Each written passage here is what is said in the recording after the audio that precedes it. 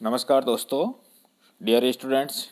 पिछली क्लास में हमने क्लासिफिकेशन ऑफ वायरस एंड साथ में इकोनॉमिक इम्पोर्टेंस ऑफ वायरस के बारे में अध्ययन किया था। दोस्तों, आज की इस क्लास में हम डिस्कस करेंगे माइकोप्लाज्मा के बारे में। दोस्तों, माइकोप्लाज्मा शब्द माइको और प्लाज्मा से मिलकर के बना हुआ होता है, जिसका अर्थ होता है फंगस फॉर्म। दोस्तों, माइकोप्लाज्मा जीवाणु से भी छोटे आकार के ऑर्गेनिज्म होते हैं और सर्वप्रथम इनको लुईस पास्चर ने पशुओं में प्लोरोनिमोनिया नामक रोग के अध्ययन के दौरान किया था। पशुओं में ये रोग माइकोप्लाज्मा के इन्फेक्शन के द्वारा होता है, लेकिन दोस्तों लुईस पास्चर जो है माइकोप्लाज्मा ऑर्गेनिज्म को जो है आइसोलेट करने में और उसे आर्टिफिशियल कल्चर मीडिया पर लेबोरेटरी में जो है कल्चर करने में असमर्थ रहे थे। लेकिन बाद में दो फ्रांसीसी सूक्ष्मजीव विज्ञानी नौकार्ड और रस्का के द्वारा 1898 में प्लोरोनिमोनिया से पीड़ित पशुओं के जो प्लूरल फ्लूइड होता है, उस प्लूरल फ्लूइड से जो है इन जीवों की उन्होंने खोज की थी और उसे आइसोलेट करने में और उसे आर्टिफिशियल कल्चर मीडिया में ग्रो करने में सफलता प्राप्त की थी। और उन्होंने इस जीव को पीपीएलओ नाम से पुकारा। पीपीएलओ नाम दिया गया था, प्लोरोनिमोनिया लाइक ऑर्गेनिज्म। और दोस्तों बाद में इसी को जो है माइकोप्लाज्मा नाम दिया गया। पहले ये समझा जाता था कि माइकोप्लाज्मा के दौरान केवल जो है जंतुओं में ही इन्फेक्शन होता है और विभिन्न जो जंतु रोग है, एनिमल डिजीज है, वो उत्पन्न करता है। लेकिन दोस्तों बाद में किए गए अध्ययनों से ये जानकारी प्राप्त हुई कि ये जंतुओं के अतिरिक्त जो है प्लांट्स में भी अनेक प्रकार के रोग उत्पन्न करते हैं। इनके इन्फेक्शन से जो है अनेक पौधों में रोग उत्पन्न होते हैं। जो प्लांट्स में रोग उत्पन्न करने वाले जो माइकोप्लाज्मा होते हैं उन्हें फाइटोप्लाज्मा कहा गया। दोस्तों, यदि हम इसकी डिस्कवरी एंड हिस्ट्री की बात करें तो 1910 में वॉरेल के द्वारा जो है इन जीवों का द्वि नामकरण किया गया और उन्हें एस्टेरोकोकस माइकोड कहा। लेकिन ये वंश नाम जो है पूर्व में ही एक शैवाल को दिया जा चुका था, इसलिए इसे निरस्त कर दिया गया था। इसके बाद में एडवर्ड और फ्रोंड इनके द्वारा भी जो है सजीवों के लिए माइकोप्लाज्मा नाम ही उपयुक्त बताया गया था। एडवर्ड ने इन जीवों के लिए जो है एक अलग से क्लास मॉलिक्यूल्स सुझाई थी। दोस्तों 1967 में डॉई और उसके जो सहयोगी थे उन्होंने सबसे पहले माइकोप्लाज्मा को जो है पादपों के रोग कारक के रूप में स्थापित किया था। अर्थात हम कह सकते हैं कि पादपों में रोग उत्पन्न करने वाले माइकोप्लाज्मा के बारे में जो है सर्वप्रथम डॉय के द्वारा ही बताया गया था। डॉय और उसके सहयोगियों के द्वारा जो है एस्टरेलो रोग, जिसे कि पूर्व में वायरस जनित माना जाता था, उन्होंने बताया कि यह वायरस से न होकर के माइकोप्लाज्मा के द्वारा होने वाला एक और रोग है। और उन्होंने ये भी बताया कि माइकोप्लाज्मा जनित जो रोग होते हैं उनका ट्रीटमेंट जो है एंटीबायोटिक टेट्रासाइक्लिन से किया जा सकता है। उसके पश्चात दोस्तों डेविस और बिटकॉम्स के द्वारा जो है ये बताया गया कि माइकोप्लाज्मा के द्वारा पादपों में लगभग 80 से अधिक रोग उत्पन्न किए जाते हैं। नेक्स्ट टॉपिक आता है दोस्तों माइकोप्लाज्मा के कैरेक्टरिस्टिक फीचर्स, माइकोप्लाज्मा के लाक्षणिक लक्षण। दोस्तों माइकोप्लाज्मा को जो है अलग अलग भिन्न भिन्न नामों से जाना जाता है, लेकिन प्लोरोनिमोनिया लाइक ऑर्गेनिज्म, पीपीएलओ, बैडसोनिया या फंगस फॉर्म, अनेक इसके नाम हैं। इनके प्रमुख जो लक्षण है वो निम्न है। पहला लक्षण आता है दोस्तों कि ये सजीव जगत के जो है सबसे सूक्ष्म जीव होते हैं और ये स्वतंत्र रूप से वृद्धि करते हैं, ग्रोथ करते हैं। दोस्तों इनके जो संरचना होती है वो जीवाणुओं से भिन्न होती है। इसके कुछ लक्षण जीवाणुओं से भिन्न होते हैं। इनके अंदर जो है सेल वॉल का अभाव होता है, जबकि हम पढ़ते हैं कि जीवाणुओं की जो में अंदर जीवाणु की जो कोशिका होती है उसके बाहर जो है सेल वॉल प्रेजेंट होती है। तो यहाँ पर जो है माइकोप्लाज्मा में कोशिका भित्ति का पूर्ण अभाव होता है। दूसरा है दोस्तों कि ये गोलाकार होते हैं और बहुरूपी होते हैं, प्लियोमॉर्फिक होते हैं, इसलिए इन्हें जो है सूक्ष्म जीव जगत का जो है जोकर कहा जाता है। दोस्तों इसलिए कहा जाता है क्योंकि इनकी जो शेप होती है वो किसी पर्टिकुलर एक शेप नहीं होकर के एक से अधिक शेप में ये पाए जाते हैं, इसलिए इन्हें जो है प्लियोमॉर्फिक बहुरूपी यानी कि जोकर ऑफ माइक्रोबायोलॉजी कहा जाता है।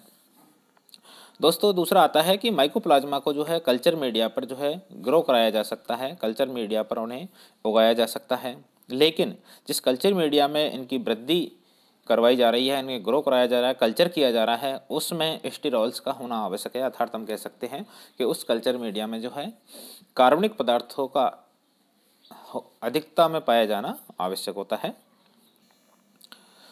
दोस्तों जो माइकोप्लाज्मा होते हैं वो एंटीबायोटिक्स के प्रति जो है प्रतिरोधी होती हैं, रेसिस्टेंस होते हैं, लेकिन जैसे कि टेट्रासाइक्लिन है, क्लोरामफेनिकोल है, इनके प्रति जो है ये सेंसिटिव होते हैं, संवेदनशील होते हैं।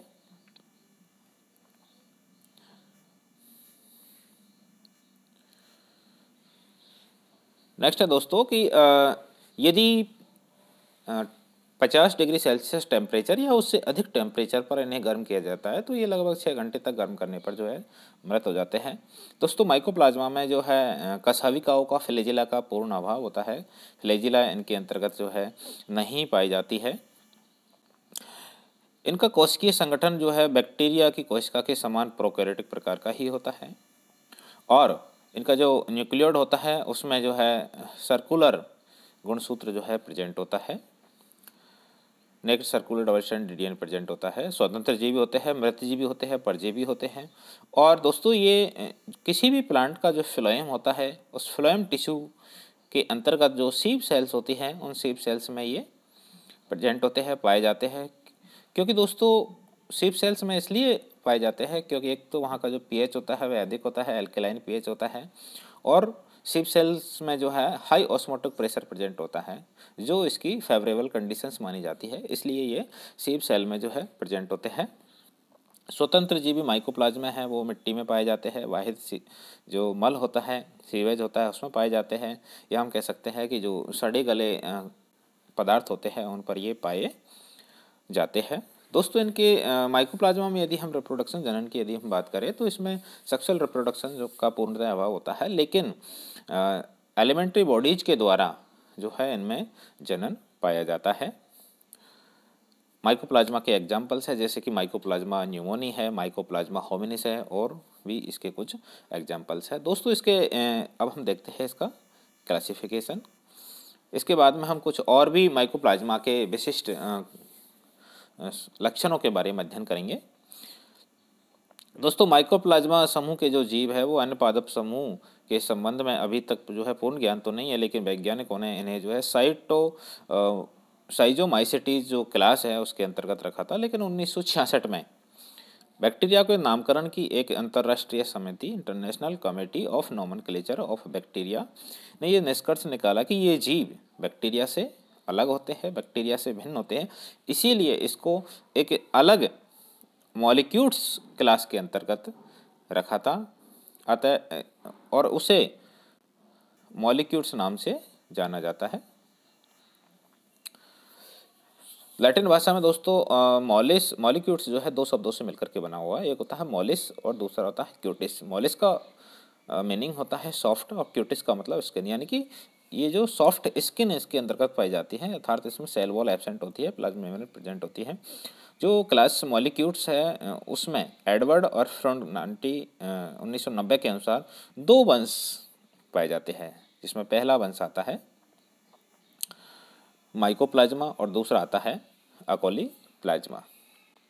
लेकिन कुछ अन्य जो लेखक है वो ये भी मानते हैं कि इसमें 5 वंश हैं, जिसमें 3 वंश दूसरे वो कौन कौन से हैं, यूरिया प्लाज्मा, स्पाइरोप्लाज्मा एंड एनेरोप्लाज्मा तथा थर्मोप्लाज्मा। दोस्तों इन्हें क्रम से माइकोप्लाज्मेटेसी और एकोलोप्लाज्मेटेसी के अंतर्गत रखा गया है। 2 कुल है, उन कुलों में इनको रखा गया है। जिन माइकोप्लाज्मा की वृद्धि के लिए स्टेरॉल्स की आवश्यकता नहीं होती है उन्हें एकिलोप्लाज्मेटेसी के अंतर्गत रखा गया है। दोस्तों जो माइकोप्लाज्मेटेसी है जिसमें माइकोप्लाज्मा को रखा गया है उसकी कल्चर मीडिया में ग्रोथ होने के लिए, अच्छी ग्रोथ के लिए जो है स्टेरॉल्स की आवश्यकता होती है, लेकिन दूसरे वहीं जो एकोलोप्लाज्मेटेसी है उसके अंतर्गत जो माइकोप्लाज्मा आते हैं उनकी वृद्धि के लिए जो है स्टेरॉल्स की आवश्यकता नहीं होती है। दोस्तों कई पौधे हैं, कीट है और पशु है जिनमें माइकोप्लाज्मा पाए जाते हैं, जैसे कि कॉर्न स्टंट है, एस्टर येलो है तथा अन्य बहुत सारी बीमारियां हैं जो प्लांट में पाई जाती है।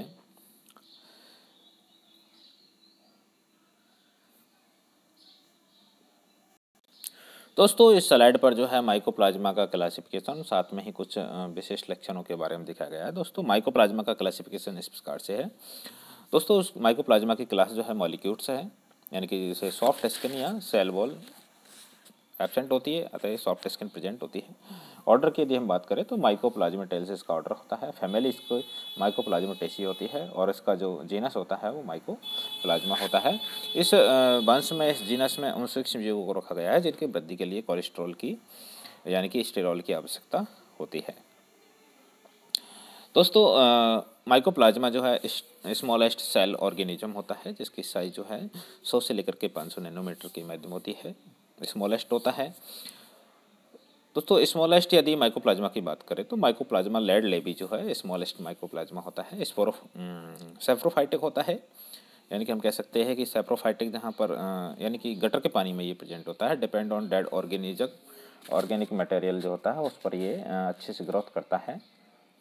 दोस्तों जो डेड ऑर्गेनिक मटेरियल होता है जिसमें कार्बनिक पदार्थों की अधिकता होती है, और हमने थोड़ी देर पहले ही पढ़ा था कि जो कार्बनिक पदार्थ जहाँ पर अधिक होते हैं उनमें ये अधिकता से जो है अच्छे से ये ग्रोथ करता है।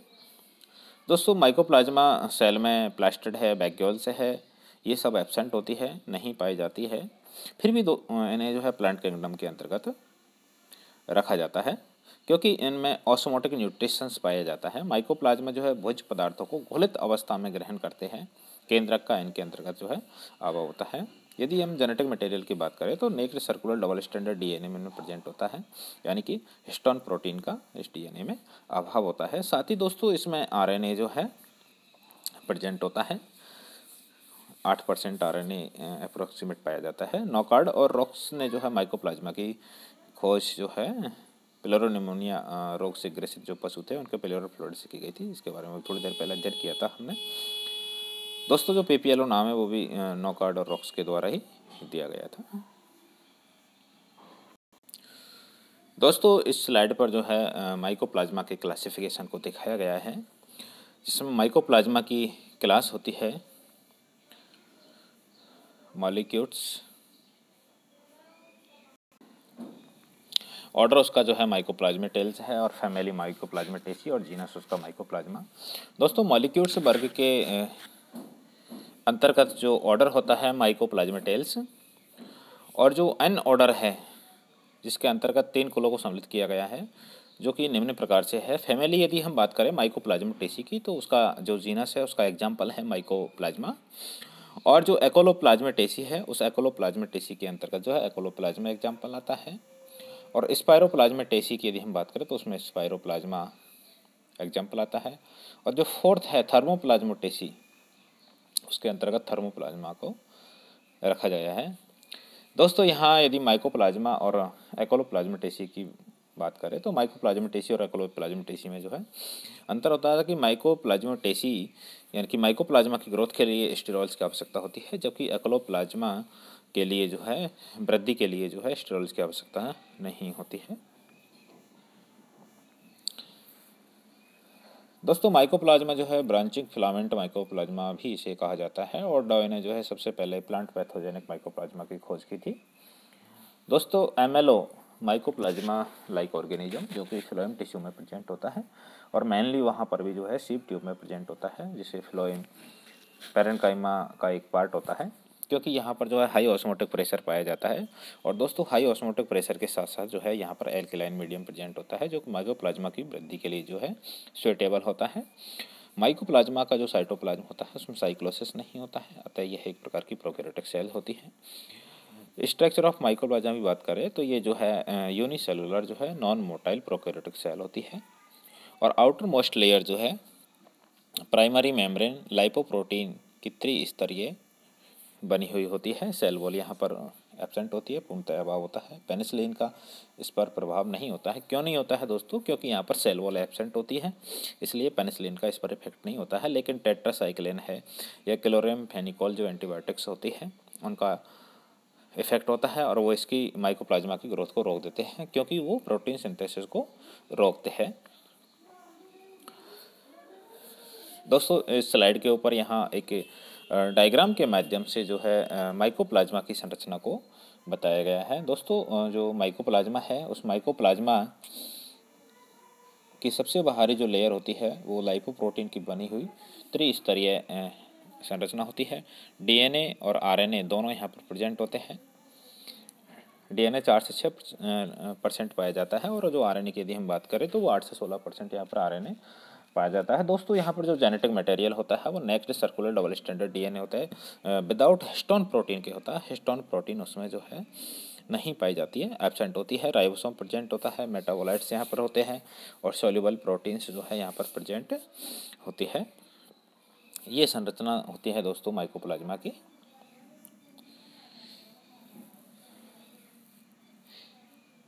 दोस्तों इस स्लाइड पर भी जो है अभी जो पिछली स्लाइड में देखा था बस उसी के बारे में यहाँ पर बताया गया है कि किस किस वैज्ञानिक के द्वारा किस किस चीज़ों की खोज की गई थी, किस किस जो है माइकोप्लाज्मा की कौन कौन सी गतिविधियों के बारे में बताया गया। दोस्तों इस स्लाइड पर भी जो है माइकोप्लाज्मा की जो संरचना है उस संरचना को प्रेजेंट किया गया है, जिसमें स्पाइरोप्लाज्मा, माइकोप्लाज्मा, इन दोनों की संरचना यहाँ पर दिखाई गई है। स्पाइरोप्लाज्मा जो कि स्पाइरल संरचना होती है और माइकोप्लाज्मा की संरचना जो है सर्कुलर होती है, गोलाकार होती है। दोस्तों माइकोप्लाज्मा में जो है लगभग 70 इस प्रकार का जो राइबोसोम वो प्रेजेंट होता है। इनकी जो आकृति होती है वो निश्चित नहीं होती है, प्लियोमॉर्फिक होती है, इसलिए इसे जोकर ऑफ प्लांट किंगडम भी कहा जाता है। दोस्तों माइकोप्लाज्मा जो गैलीसेप्टिकम होता है, उस माइकोप्लाज्मा गैलीसेप्टिकम की जो आकृति होती है वो कोका कोला की जो बोतल होती है उसके समान होती है और इसमें जो है मीजोसोम्स जो है एब्सेंट होते हैं, अतः ये जो है ऑब्लिगेट एनारोब्स होते हैं। माइकोप्लाज्मा को यदि आर्टिफिशियल मीडिया में, यदि कल्चर मीडिया में यदि ग्रो किया जाए तो इसके लिए जो है स्टेरॉल्स, कोलेस्ट्रॉल की आवश्यकता होती है। और जो लिक्विड कल्चर मीडिया होता है उस लिक्विड कल्चर मीडिया में माइकोप्लाज्मा जो है रिंग लाइक कॉलोनी बनाते हैं और जो अगार प्लेट होती है उस अगार प्लेट पर जो माइकोप्लाज्मा है वो तले हुए अंडे के समान कॉलोनी बनाते हैं। दोस्तों माइकोप्लाज्मा जो है फैकल्टेटिव पैरासाइट होते हैं और इनका जो न्यूक्लियोइड होता है उस न्यूक्लियोइड में naked circular double standard DNA present होता है।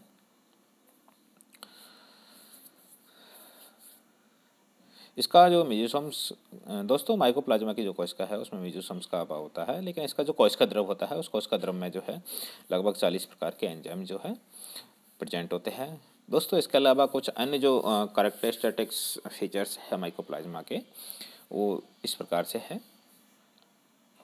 माइकोप्लाज्मा जो है एक स्मॉलेस्ट ऑर्गेनिज्म होता है, तले हुए अंडे के समान इसकी कॉलोनी होती है, यूनिसेलुलर होता है, नॉन मोटाइल होता है, प्रोकैरियोटिक होता है। दोस्तों ये गोलाकार या अंडाकार कोशिका समूह बनाते हैं। सॉइल, मिट्टी या सड़ा गला पदार्थ है या सीवेज है या प्राणी और पौधे, पेड़ पौधे हैं, उन सब में ये पाए जाते हैं। इनकी आकृति जो है कोशिका भित्ति की अनुपस्थिति के कारण ही जो है अनिश्चित होती है, प्लियोमॉर्फिक होती है। स्फीरॉइड होते हैं, फिलामेंटस होते हैं, ताराकृति के स्टिलेट होते हैं, अनियमित पिंड के रूप में पाए जाते हैं। दोस्तों इनकी कोशिका की साइज होती है वो 1000 mm से 5000 mm तक इसकी होती है। स्वतंत्र रूप से जो है प्रजनन वृद्धि करने में ये सक्षम होते हैं।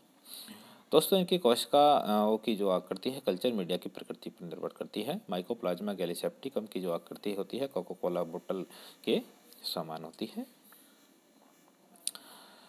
इनकी वृद्धि के लिए जो है स्टेरॉल्स की आवश्यकता होती है, जिसके बारे में हम थोड़ी देर पहले ही पढ़ चुके हैं। दोस्तों बैक्टीरियल जो फिल्टर होते हैं उन फिल्टर से जो है इन्हें छाना नहीं जा सकता, उनसे ये नहीं चलते हैं।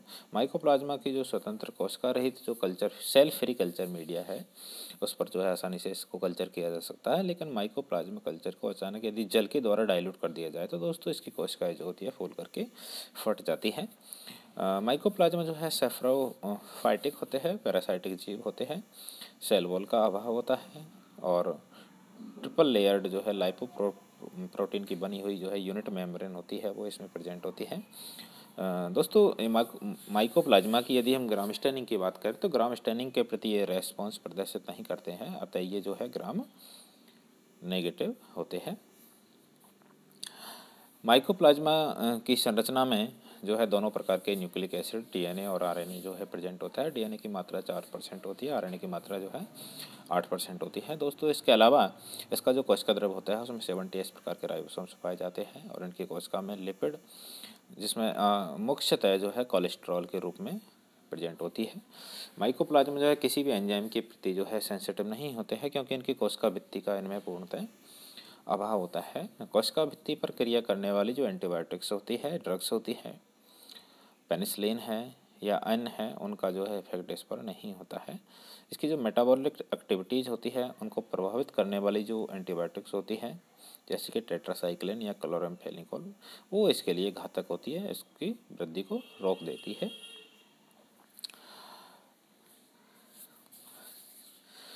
दोस्तों जो माइकोप्लाज्मा होता है उसके सबसे बाहरी जो जीवद्रव्य कला होती है, प्लाज्मा मेम्ब्रेन होती है, वो सबसे बाहर स्थित होती है। लाइपोप्रोटीन की बनी हुई 100 एंगस्ट्रॉम जो है इसकी मोटाई होती है, अत्यंत लचीली होती है और माइकोप्लाज्मा कोशिका की आकृति जो है निश्चित नहीं होती है। दूसरा आता है कोशिका द्रव्य, साइटोप्लाज्मा, प्रोटोप्लाज्मा। जीव द्रव्य कला से घिरा हुआ कणिके और तरल पदार्थों को जो है कोशिका द्रव्य कहा जाता है और विभिन्न पदार्थ जो है गोलीय अवस्था में और ग्रेनुलर संरचना जो है साइटोप्लाज्म में प्रेजेंट होती है। राइबोसोम जो है 78 प्रकार के राइबोसोम्स काफ़ी संख्या में पाए जाते हैं, जो कि 2 सब यूनिट से मिलकर के बने होते हैं, 50S और 30S। दोस्तों राइबोसोम से जो है किसी यूनिट मेम्ब्रेन से घिरे हुए नहीं होते हैं, ये प्रोटीन तथा आरएनए की लगभग समान मात्रा से बने हुए होते हैं। दोस्तों राइबोसोम से जो है प्रोटीन संश्लेषण के स्थल होते हैं। मेटाबोलाइट्स व प्रोटीन्स, माइकोप्लाज्मा कोशिका में लगभग 40 विभिन्न प्रकार के एंजाइम्स पाए जाते हैं, जो कि श्वसन, प्रोटीन संश्लेषण और अन्य जो मेटाबॉलिक एक्टिविटीज होती है उनका कंट्रोल करते हैं, नियंत्रण करते हैं। और कोशिका का 50 से 80% भाग जो है प्रोटीन के रूप में यहाँ पर प्रेजेंट होता है। बसीय पदार्थों की बात करें तो कोलेस्ट्रॉल के रूप में बसीय पदार्थ यहाँ पर प्रेजेंट होता है। दोस्तों आरएनए की बात करते हैं, राइबोसोमल आरएनए तो कोशिका द्रव्य में मुक्त रूप से पाए जाने वाले कोशिका के शुष्क भार का सेवन 8% से 16% यहाँ पर या 7 से 18% प्रेजेंट होता है। डीएनए की यदि बात करें तो नेग्रो सर्कुलर वेस्टर्न डीएनए यहाँ पर प्रेजेंट होता है, वलयाकार होता है। इसमें हिस्टोन प्रोटीन जो है नहीं पाई जाती है। लेकिन जीवाणु डीएनए की तुलना में यदि हम बात करें तो जो जीसी है उसका अनुपात यहाँ 24 से 40 होता है।